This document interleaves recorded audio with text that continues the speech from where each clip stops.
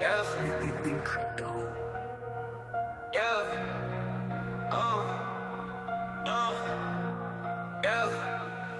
Welcome to Beyond the Block, everything crypto. Welcome to Beyond the Block, everything crypto. All right, so we've got some pretty interesting stuff to dive into today. Yeah, looks like it. Remittances. Remittances. Not exactly the most, thrilling topic at first glance. Right. But then I started looking at the numbers. Oh, yeah. We're talking billions, no, actually trillions of dollars Yeah. moving across borders every year. Yeah, it's a huge market, and Yeah. it's only getting bigger. And a lot of this money is, people sending money to their families in other countries. Yeah, exactly. Yeah. Folks working here sending money back home to support their loved ones. Especially in places like Latin America. Yeah, Mexico received something like $55 billion in remittances last year alone. Think about that. That's incredible. That's a lifeline for so many families. Absolutely. It's a huge part of their economies. And you know what else is pretty amazing? What's that? Mastercard, Yeah. the credit card giant. Yeah. They're starting to take notice of all this. It's about time, right? Yeah, they actually put out a report highlighting Ripple and their blockchain technology. Interesting. So, mainstream financial institutions are finally recognizing the potential of blockchain. It seems like it. They even mentioned Stellar and Circle in the report, but Ripple seems to be the front runner here. Makes sense. Ripple's been in this space for a while now, and they've been making some serious waves. And I think Mastercard's endorsement is a pretty big deal. They're not exactly known for jumping on the latest trends, Right, they're pretty conservative, so for them to come out and say, hey, this Ripple thing is legit, that's got to mean something. Yeah, exactly. And they're specifically talking about how Ripple is making international money transfers, remittances, way more efficient.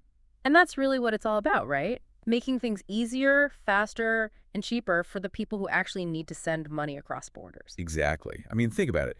The traditional way of sending money overseas can be a real pain. Totally. The fees can be outrageous. Yeah. And it can take forever for the money to get there. And let's not forget about the security risks.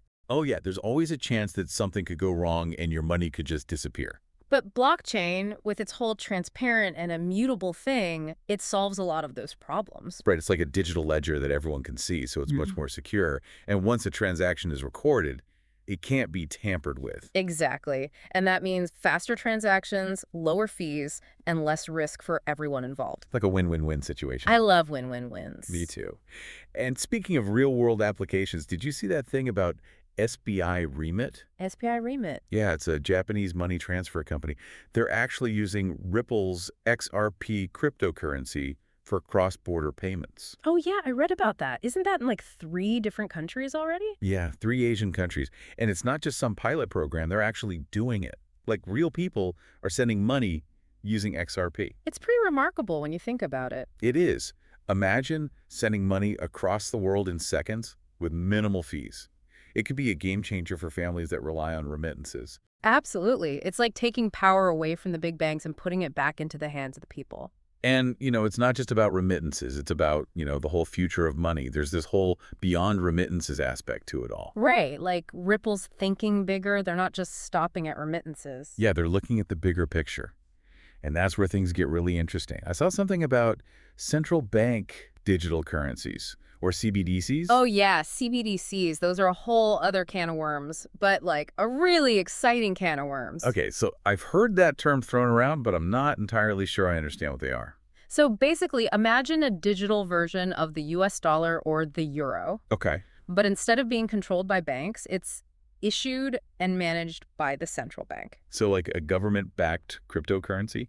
Kind of, but not exactly. Unlike Bitcoin, which is decentralized, CBDCs are centralized, meaning they're controlled by a single entity, the central bank. Got it.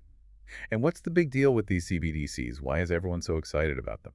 Well, think about it. If you had dollars or euros on your phone managed directly by the central bank, transactions could happen almost instantly and with much lower fees. It could revolutionize how we pay for things. And it could also help with financial inclusion, bringing millions of people who are currently unbanked into the formal financial system. Yeah, makes sense. So where does Ripple fit into all of this? They're actually working with the Republic of Palau on a CBDC pilot program. Palau. Yeah, it's a small island nation in the Pacific. It's a perfect place to test out a CBDC because it's a relatively small and contained economy. So they're using Ripple's technology to create a digital currency for Palau. Exactly. They're hoping to improve financial inclusion, reduce their reliance on the US dollar, and explore new avenues for economic growth. That's pretty ambitious. It is, but Ripple is known for being ambitious. And if it works, it could be a model for other countries looking to implement their own CBDCs. And it seems like a lot of countries are at least thinking about it. The articles you sent mentioned that governments and central banks all over the world are exploring CBDCs. Yeah, it's definitely a global trend, and Ripple is positioning itself to be a leader in this space. Okay, so let's talk about the numbers. Let's do it. Mastercard is predicting that the digital remittance market will reach $500 billion by 2026. But then Ripple comes out and says that the entire cross-border payments market, not just remittances, will hit $250 trillion by 2027. Those are some pretty big numbers. Yeah, and there's a pretty big difference between those two predictions. Right. Well, the difference is in the scope. Oh, I see. Mastercard is only talking about digital remittances. While Ripple is looking at all cross-border payments. Exactly. So we're talking about everything from remittances to business transactions, foreign investments, even things like paying for online services or products from overseas. So basically, Ripple is betting that blockchain will revolutionize how all money moves around the world. Pretty much. And I think they might be right. I mean, think about the potential cost savings, the increased efficiency, the improved security. It's hard to imagine a future where blockchain doesn't play a major role in global finance. Okay, so regardless of who's right about the exact numbers, it seems like we're on the verge of a major shift in how we think about money and international finance. No doubt about it. This is a really exciting time to be following this space. It seems like the markets are starting to agree. I saw that XRP, Ripple's cryptocurrency, jumped 3% after that Mastercard report came out. Yeah, it's always interesting to see how the market reacts to news like this. It's like everyone's suddenly realizing, hey, this Ripple thing might actually be the real deal. Right, and it's not just Ripple. The whole blockchain and cryptocurrency space is gaining more and more legitimacy. So let's recap. Ripple is making big moves in the world of remittances.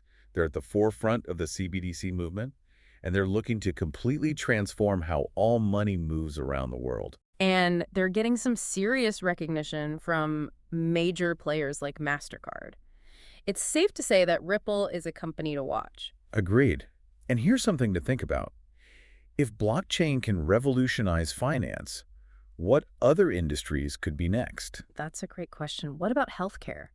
Supply chain management, Yeah. voting systems, the possibilities are practically endless. I think we're just seeing the tip of the iceberg when it comes to the potential of this technology. It's going to be fascinating to see how it all unfolds. Absolutely. Everything crypto.